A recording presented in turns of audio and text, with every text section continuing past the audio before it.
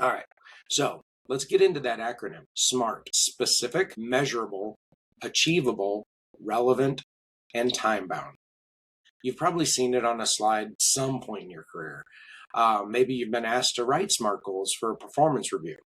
If you're like most people, you've already experienced a version of SMART goals that gets treated as a compliance exercise, where the form gets filled out, goals are written in the right boxes, and then the document gets filed somewhere and nobody looks at it again until the next review cycle. That's not SMART goal setting.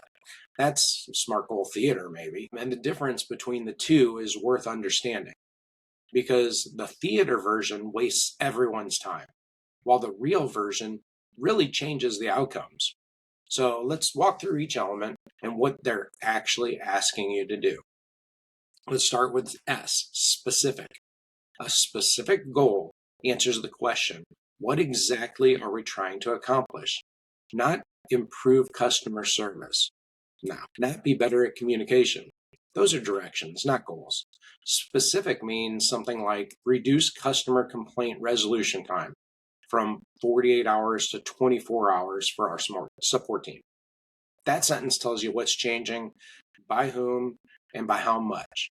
The specificity is what makes the goal actionable, because it gives everyone involved a shared picture of what success looks like. If two people on the same team interpret a goal differently, it's not specific enough. All right, let's go to the next one, measurable. This is where a lot of goals fall apart because no one identified up front how they'd know it was being achieved. A measurable goal has a metric attached to it, a KPI, a number, a percentage, a count, a rating, a date, a deliverable. You can't point to data that tells you whether you're on track. The goal isn't measurable yet. And here's the important item. If the measurement mechanism doesn't exist, building it is part of the goal. If you're setting a goal around customer satisfaction, you don't currently survey customers, hey, that's the first step, is getting that survey in place. Because without measurement, better customer satisfaction is just a hope. Now, A, achievable. This is the element that's gotten the most scrutiny in the research. The achievable criteria is meant to ensure goals are realistic and attainable rather than demoralizing. Research has also found that over-anchoring to achievability can produce goals that are so safe they don't inspire anyone. So there's a balance there, right?